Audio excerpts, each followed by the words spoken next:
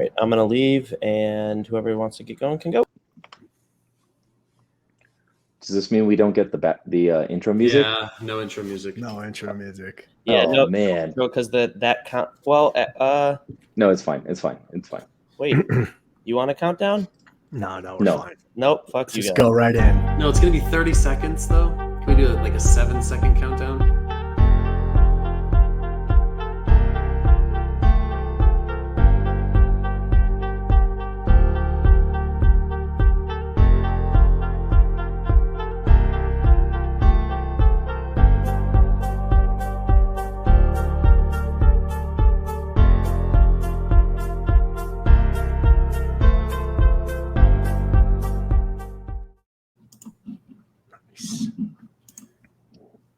Are we on? Oh, I guess I'm supposed to do the intro. I'm distraught. I'm You all out of always sorts do the today. intro. I Man, know, you're but on tilt. We've got keepers completely on tilt today. listen, I could see it. You know, when we logged in and it asked you to like test your mic and everything, I could see the sound waves like bumping up. I didn't realize that it was because somewhere in the universe there's music playing. I'm in a dead silent room. I could it's hear not nothing. music. It sounded like Pong. It sounded 100% like old arcade. school- Yep, it was like beep beep like beep. old school Space Invaders. Yeah. That's All what it right, was. great. I'll tell my accountant I had to buy a new podcast microphone and have to explain why. It wasn't even it's the the mic. microphone. I think it's your My computer, computer's bro. broke. Computer's brand new. Guess you got to get a new computer. No, well, you need to get some lights in your house first of all. Yes. I just So need So someone to let's- teach me how to do the lights. I I have mean, lights. open your. I mean, open it made it things. worse when I did it. I got this whole thing. We can go back. Yeah, that's not great either. That's good. I don't understand. You look like you just walked into an abandoned house for this podcast. Oh my god! The welcome blooper to- reel from this is just going to be amazing. I'm convinced. Welcome to In the Doghouse, a podcast by Underdogs Athletics, a true podcast for the underdogs by the underdogs. We don't have the right equipment. We don't know how to use it, but we got Sroka in the back. Thank you, Alex. I mean, initially we talked a lot of, our intention was to talk about Rogue and sort of get excited about some of the athletes we have going. But, you know, by the time we actually got around to doing this now, we also have Wodapalooza workouts being released. So it'd be good for us to touch on both. Maybe first, Justin, talk a little bit about Rogue preview, and then we'll jump into the workouts. Yeah, I just think, you know, obviously really exciting for our camp. You know, to have two qualifiers, obviously from the games with Alex and Bailey, but then to have Kyra and Ricky qualify through the qualifier. We have 4 athletes competing, which unless I am wrong, which I don't think I'm wrong, I think we have at least tied for the most athletes competing, or possibly have the most athletes competing. We have 10% of the field, which is, you know, incredibly exciting. And obviously all of us I know are extremely proud of that. Should be a hell of a weekend. And I know we're all very excited about it. You know, we're still a couple of months, 6 weeks away or so. But in general, you know, that's obviously, since the games, you know, something that's been fantastic that's happened. And now we have Wodapalooza qualifiers starting this week. So I know that's something that we're going to dive into. We'll take a look at the workouts, take a look at what we think about them. Other things that have gone on since the games, just quickly to touch on, obviously Iron Games. We had some fantastic performances at Iron Games, which was great. You know, NorCal, where we had, again, some really great performances in multiple divisions.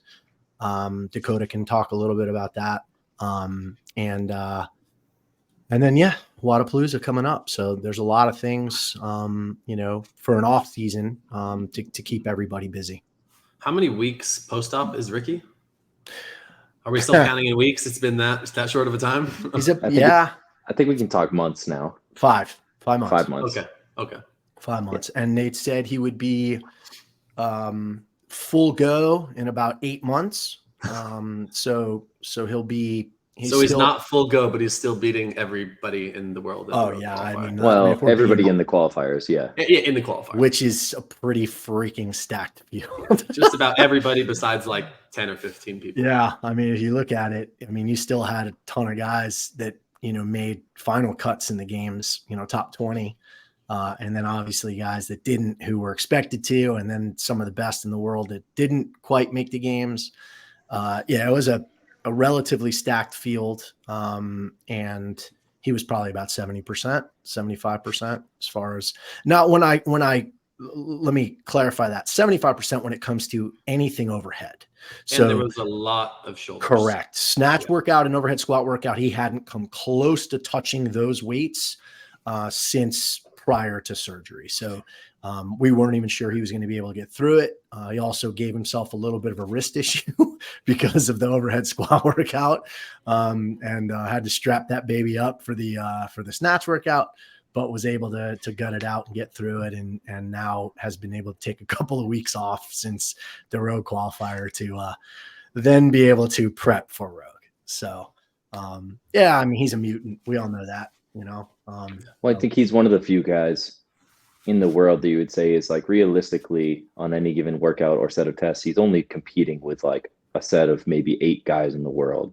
So when you look at this qualifier, it's like it was a stacked field, but even still, that's not the community that Ricky's running with when it comes to workouts. Like for him to finish outside the top 10 on anything in the world is kind of a big deal. And so we expected him to do well. It was just about mitigating some of the losses on things like the overhead squat, the power snatch, the handstand push-ups that he just doesn't have capacity back on. And he did great and almost killed himself in the process, but he did great. That's Ricky, right? Yeah. I mean, we have to expect a little, there's always going to be a level of almost killing himself, I feel like. Yeah. If you're not risking it at all, it's not Ricky. That's it. But yeah, so that was exciting.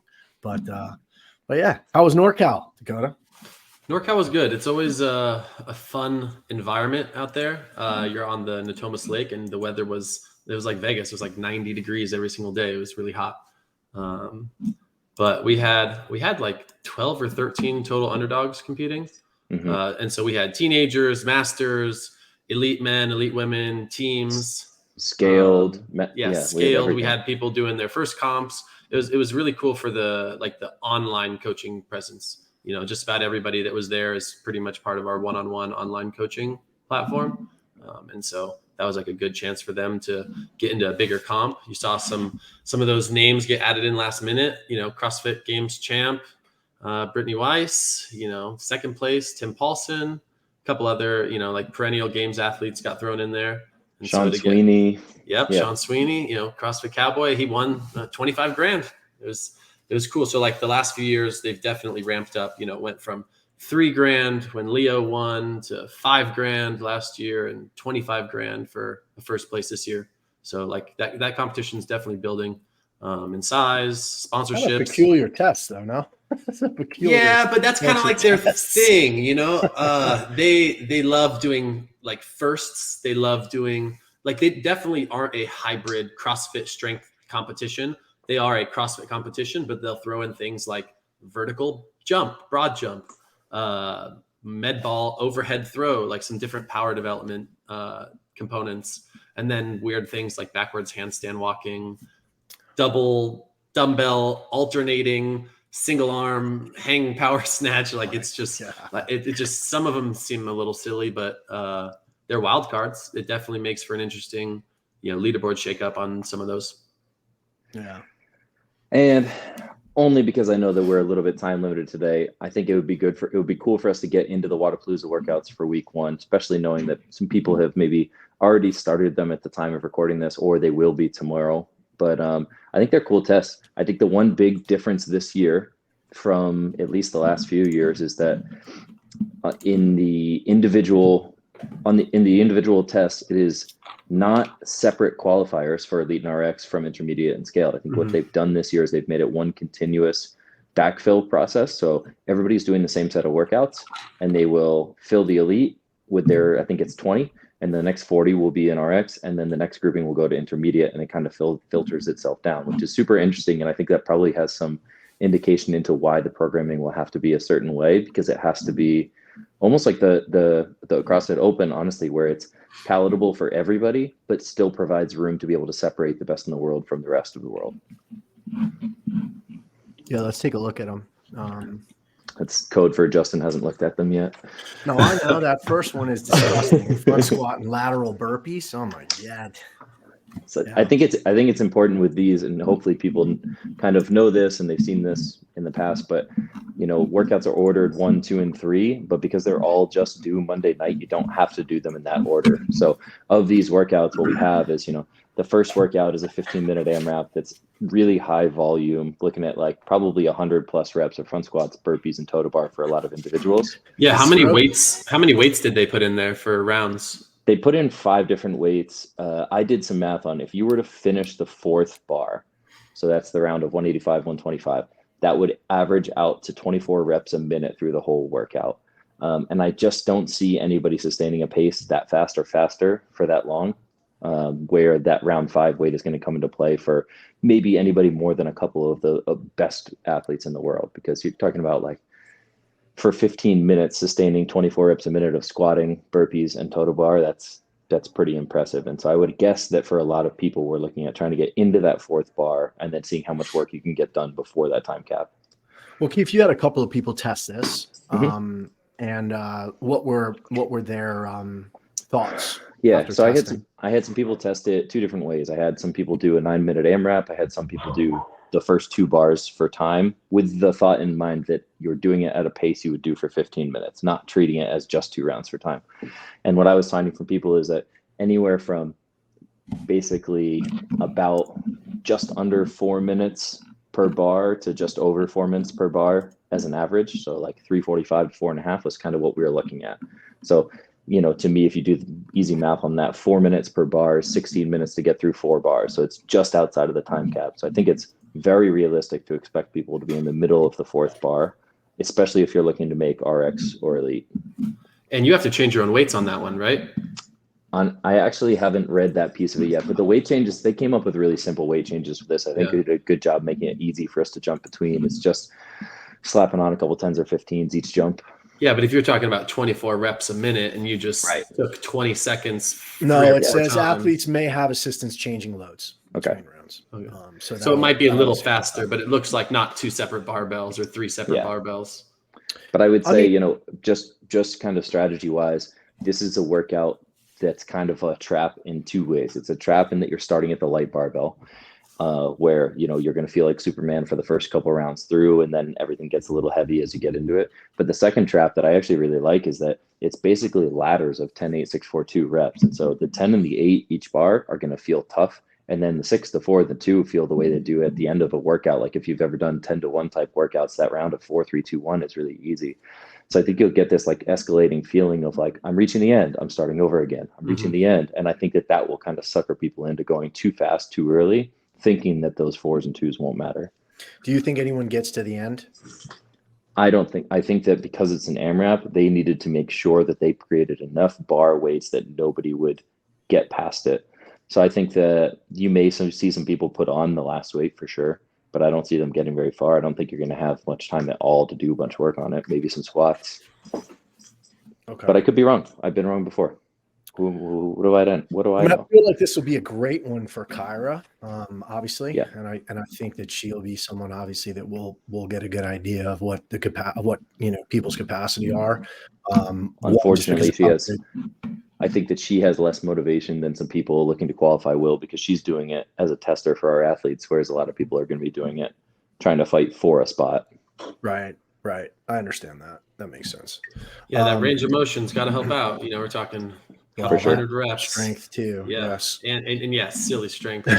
Yeah, you're looking at, some of the like very like squat capacity strong athletes that are small, that are a little bit shorter, where cycle speeds is like faster to do well in this workout. I think like who would Colton come in top 100? Yeah, who comes in top 50? Would win this by a lot.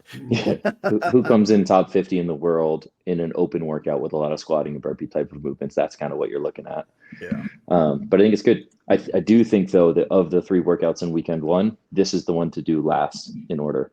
So with workout 2 being a heavy snatch, workout 3 being more of an interval workout. I think, our plan is to do the snatch lift first, get it out of the way, do the interval workout the same day, and then the next day fresh do workout 1, which is going to be the most volume, the most destructive.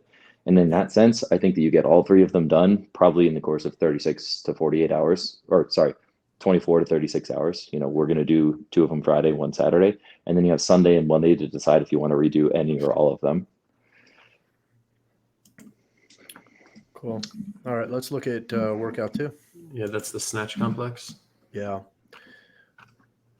I kind of like it. What are you telling your athletes as far as percentage of a 1 rep max? So I think that a lot of people could expect to fall in the 85 to 90% range for this. It's 3 reps, 2 of them being from the hang, so that obviously there's some implications for how your grip strength is, whether or not you feel stronger from the ground or from the hang, but you can do them any way you want.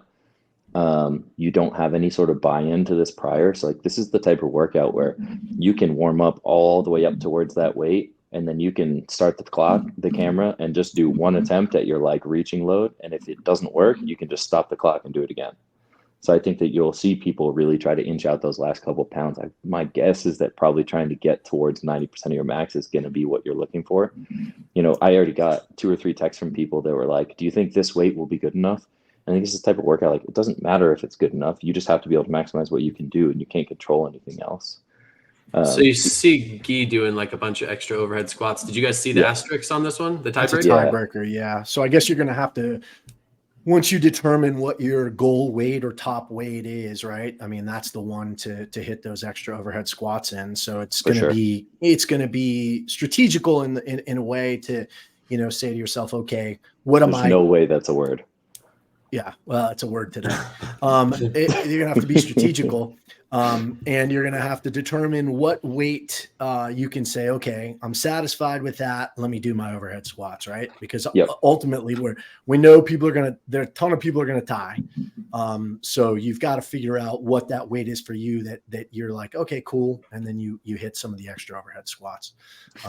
Yeah, and I really, I initially thought of this as like, okay, try to get 2 attempts in the minute. One that's like pretty good, maybe do 1 or 2 overhead squats after, and then take some rest, and then go for your reaching weight after. But I just don't see any reason to do 2 attempts in the time frame. I think you just go after your best effort, because you could repeat this as many times over as you want to within reason. Yeah. But I think that if you use, sorry, Justin, I didn't mean to cut you off. I was saying people will ask the weights. I think if you use, depending if you're trying to be RX or elite in that realm, if you use semifinals as an indication, it seems like 185 as a max, 185, 190 is kind of the tipping point for like the top third of athletes. So if you build off of that and you say, okay, 190 was like top 15 at semifinals, so it's top quarter of the field, times 0.9, 90% of that is 170. So I think that, looking at that 170, 175 range is probably, if you're somebody that's pretty strong at it, looking to try to like be just above the curve, I think that's probably a weight you could expect to see. I think that's pretty reasonable. But this is going to be weird because there's one qualifier for everybody. So I think you're going to see after week 1 that like there's some specialist people that maybe are RX to intermediate athletes that happen to have a really big snatch, and they shake up the leaderboard on week 1, and you have to wait for the workouts on week 2 before you feel more confident in like where you fall and things. Yeah. Yeah, I don't mind it. I think it's a pretty good workout, especially for a qualifier. Again, I'm just not a huge fan of, having strength bias tests like this in a maybe 5 or 6 workout event type qualifier. I just think it skews the leaderboard heavily. But at least it's a complex, and at least it's a snatch. So it's something obviously that's more technical. But still, I think like you talked about, Kiefer, we are going to see after week 1, the leaderboard is not going to look at all like that after week 2, because it's going to skew massively for those who are really, really strong. And I think they did do a good job, though, of like the other 2 workouts in this week are very open style, open-esque. You're going to see fit people win those workouts, which will counteract the snatch a little bit. And then I think, like Wodapalooza is definitely a showcase style event. There's always a lift when you get there. So I think it's perfectly fine for them to filter out for that sort of strength, if that's the sort of test and show that they want to put on for spectators. Yeah. Workout 3 is my favorite one of these 3, though, for sure. I just think it's unique. I think it's cool the way they did it. It's for time, it's 15, 20, 25 of 5 different movements. You have cow row, wall balls, chest to bar, box jump overs on a high box, and then dumbbell snatches where the reps are doubled from that. but there's a minute rest after each round of it. So it's cool in that they built in intervals to it. I really like that it's ascending because I think that that's a little bit more tactical than descending. When descending, you can kind of just rip at it and hope that you can hold on. But I like the way that this builds up, and I think that that round of 25 is going to surprise a lot of people. Interesting. Right left equals 1. We haven't ever seen that before. So I mean, obviously it works with the uneven, rep scheme better. But I'm curious if how they if that's something we might see in the future at other things. But yeah, that was interesting. You think about it, like if you want to be relevant in this workout, you're going to have to end each round probably with an unbroken set of dumbbell snatches. So you're ending your workout after the 3 rounds of it with 50 unbroken dumbbell snatches, and I think that that's going to be nasty. Yeah, for sure. No, I like this workout a lot. Really, really cool, Chipper. And the 1 minute rest in between is very interesting. It changes things up a little bit as opposed to if it was, if you just were kind of running it through without the rest. So yeah, very curious to see how people do on this. And like you said, I mean, you kind of have to go unbroken on those dumbbells because they're so light. So it's going to be, I think you have to on, like if we're talking elite field and to some degree probably the RX, you have to do unbroken on all the movements. Like you can't break 20, 14 pound wall balls for a set of 15, 20 and 25 in an interval. You probably can't break the chest bar more than once on the later sets. You got to go unbroken in the beginning. And then you got to keep a good clip going on the box jump bars. Like it's a cool and pretty nasty workout that sort of says like you want to be a part of this, you got to go fast and you got to figure out a way to hold on. I actually think people kind of underestimate generally box jump overs, and at 30 and 24 inches, I actually think those are going to be really, really challenging for people in the second and third rounds. I think you're going to see that really slow people up in the second and third rounds. And my guess is, Justin, you tell me too, that's probably where you spend the most time in the workout. So we talk a lot about like, I might double fuck myself with what I said before, but we talk a lot about like identifying where you can gain or lose the most ground in a workout and building around that. I think with the box jump overs being where the most time is spent, trying to keep a faster pace there is really important. So if that means maybe you break your chest to bar once so you can keep your heart rate down, or you row a little bit slower so that you can keep a pace better on the boxes, that's probably going to pay off a lot.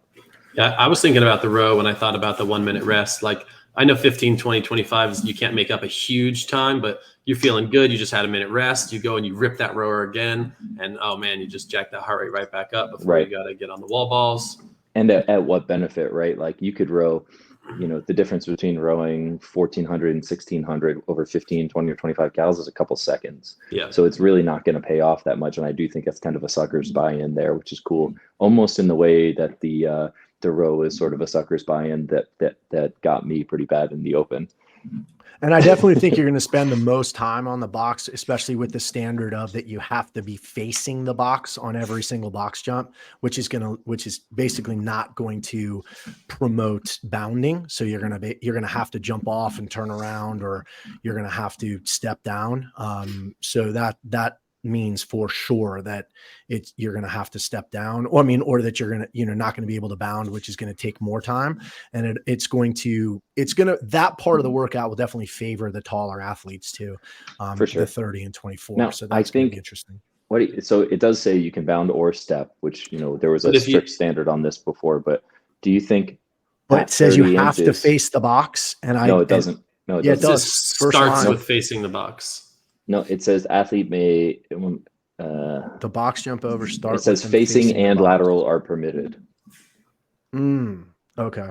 I just read the movements there. So you can do it kind of any way, and I do think that at a higher box for shorter athletes, it encourages jumping, so it may actually keep the pace a little bit faster. But I think that's confusing because they say box jump overs. The box jump starts with the athlete facing the box and finishes with the athlete jumping over the box. So if you have to start facing a box, how can you do it laterally? If you click on scorecard, Sroka, and go down to page 5 of the scorecard for box jump overs, but you do understand what I'm saying, though. Yeah.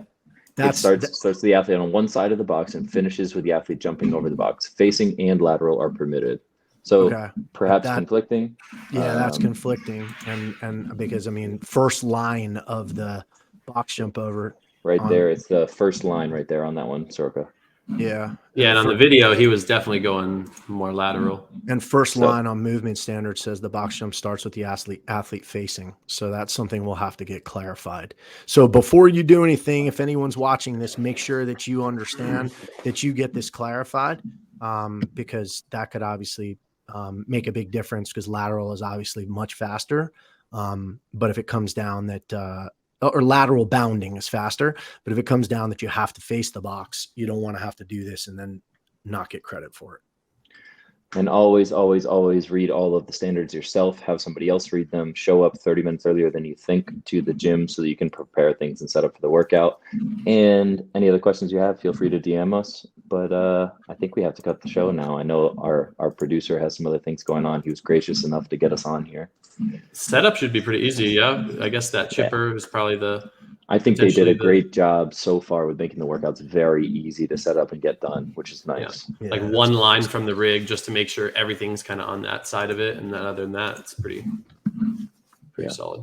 Cool. Should be fun. Hopefully next week we can jump on and talk about the second week of workouts and get a recap on first week, take a look at the leaderboard, and maybe Soroka next week can schedule whatever date he's got, whatever hot date he's going on, he could schedule for 1 hour later, and maybe we can talk a little bit more. Hey, maybe my mic will work next week. You Maybe never know. Kiefer won't get it, invaded Maybe by I can aliens. find a brighter light for Any yeah. light at this Yeah. point in time. I think have would be two. beneficial. I have one here and one here. And neither of them are working. Clearly. So, all right. And there we go. We're obviously a little rusty on this podcast, but we love you all.